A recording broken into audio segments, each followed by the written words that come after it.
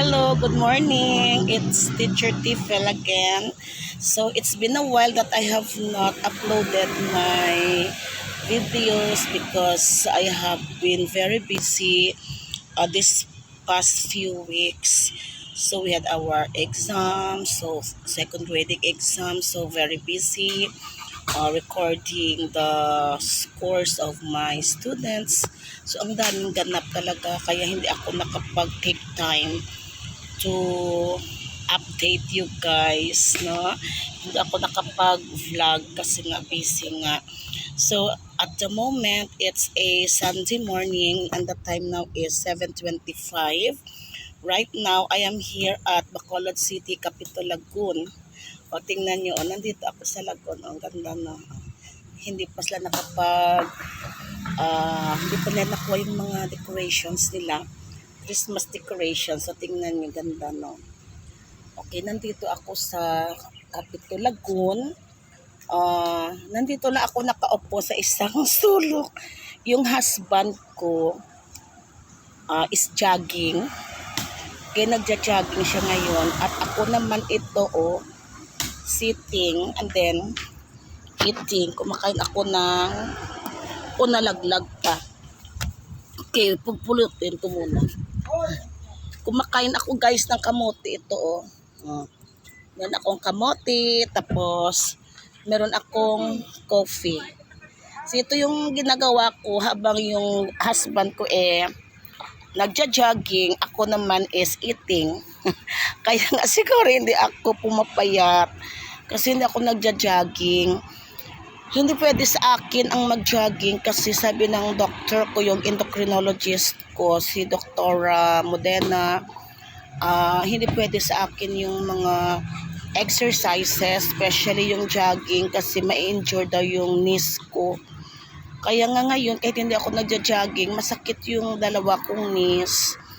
Ipapacheck up ko nga ito, bakit ang higit maybe mga 3 months ko na itong iniinda, masakit yung tuhod ko. Kaya nga nagpapasalamat ako sa aking department head at binigyan niya ako ng mga loads na hanggang second floor lang. Unlike last year, meron akong third floor. So masakit talaga yung knees ko. So kaya nga nagpapasalamat ako sa aking department head na pinakinggan niya yung mga hinaing ko na ilagay lang ako sa second floor para naman hindi naman masyadong mataas yung akyatin ko at para naman ma-minimize yung pain na nararamdaman ko sa aking dalawang knees. Pero pag hindi na ako busy with maybe by next month, pupunta talaga ako sa doktor at ipapacheck ko ba't masakit itong dalawang knees ko. Kasi matagal na, 3 months. Akala ko nga noon sa ko lang, hormonal imbalance. Kaya nga hindi ko na pinansin. Pero matagal na ito. Last year, masakit talaga. Masakit ito last year, pero nawala din. Pero itong year, na-notice ko na ba't matagal na. So masakit. Sinabihan ko nga asawa ko na magpalagay na ako ng kwarto sa baba. Kasi yung bahay namin, second floor. Yung kwarto namin sa second floor. So sabi ko, nahirapan na akong bumaba sa hagdan. Sakit talaga yung knees ko. Sabi ko, pag magkaroon ako ng extra money, magpapagawa talaga ako ng kwarto sa ibaba ng bahay namin kahit maliit lang. At doon na lang ako matutulog kasi masakit na pa knees ko pag umakyat ako ng hagdan. Okay? So yan ang ganap ko ngayon. Nandito ako sa Capitolagun. Tingnan nyo guys, ang ganda ng Capitolagun. Ang gandang linis-linis. Ayan pa. Pasensya na kayo kasi hindi ako masyadong marunong mag-rotate ng aking cellphone. So, yan lang. Yan. Maraming mga nagja-jogging dito. Si Teacher Tifel lang talaga yung hindi pwedeng mag-jogging. Sumama lang kasi ako sa husband ko kasi hindi masyadong magandang pakiramdam ko. Maybe nag-hormonal imbalance na naman ako kasi malapit na siguro dumating yung visitor ko. Alam niyo na yan kung anong ibig kong sabihin, no, sa sinasabi kong visitor. Kasi before, on, and after dumating yung visitor ko, meron talaga akong mararamdaman sa katawan ko. So yan, kasi meron pa akong thyroid problem. So wala na akong thyroid glands. Ipinatanggal ko noong 2002. Tinanggal yung thyroid glands ko, lahat ng thyroid glands ko. Kaya nga total thyroidectomy ako kasi tinanggal yung, yun ang husband ko, Pa. Ayun siya, Okay. So, nung 2020, yung 2002, tinanggal yung thyroid glands ko. Kasi sabi raw ng doktor, carcinoma daw. O meron daw akong cancer sa thyroid. So, tinanggal yun. Yes, tinanggal. Tapos, after 1 week na nakalabas na ako ng hospital, I went back to my surgeon and then he told me na hindi pala cancer yung thyroid. Wala pala akong cancer. So, I was very happy kasi wala akong cancer. Kaya lang, the sad thing is, natanggal lahat yung thyroid ko. Kaya, forever na akong mag-maintenance ng para sa hormonal replacement ko, calcium, kasi wala na akong thyroid glands, yung body ko can't produce calcitonin, a hormone which is responsible in producing calcium in the body.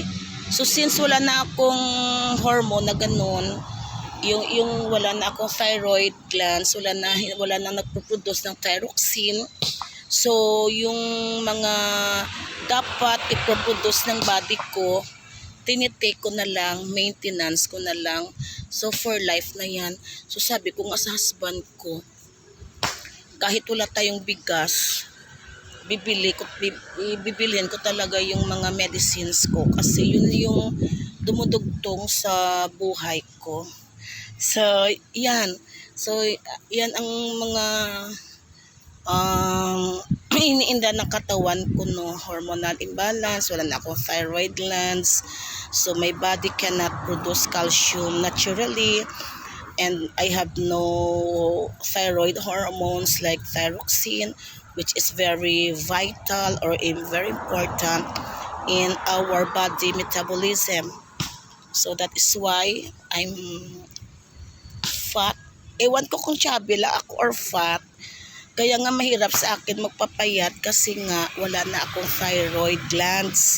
So yan yung isa sa mga consequences. Pag wala ka ng thyroid, either papayat ka or tataba ka. So ako tumaba kasi nga pag hindi naman ako guys kumain, nagugutom naman ako tapos parang nag-hypoglycemia po ako, yung bumababa yung blood sugar. So, yan. Pag bumaba yung blood sugar ko, nausea, felt dizzy, tapos yung nanginginig yung mga kalamnan ko, nagnanab yung mga nerves ko, tapos aatakin ako ng anxiety, and then palpitation, and then anxiety nga, yung naninigas yung mga nerves ko. So yung ginagawa ko, nagbo-blow ako ng air sa supot so that the carbon dioxide and oxygen in my body, especially in my brain, ma-neutralize or mag-balance po. Kasi pag nag-anxiety attack pala yung tao, bumababa pala yung oxygen, tumataas yung carbon dioxide. Iwan ko ba, basta ganun yung sabi ng doktor ko sa akin. Ganyan. Kaya nga, blow ako ng blow and then inhale, exhale ako. sa supot para nga ma-restore yung oxygen and carbon dioxide sa body ko. Okay? So ayan o, ba dami mga tao nag-walking dito. Ayan, ayun yung isang babae doon, walking. So ako dito, ako vlogging. Okay? And then at the same time, eating kamote. Okay? So guys, until here na lang kasi hungry na po si Teacher Tifel. Kakain na po ako ng ipagpapatuloy ko na po yung pagkain ko ng kamote. Kaya yun po, daming tao nagja-jogging. So, ganda ng Kapitolago namin, ha. O kaya sa mga hindi pa nakapunta dito sa Bacolod, punta kayo dito. O, dami pa dito masasarap na pagkain. Sikat kami dito sa mga chicken inasal.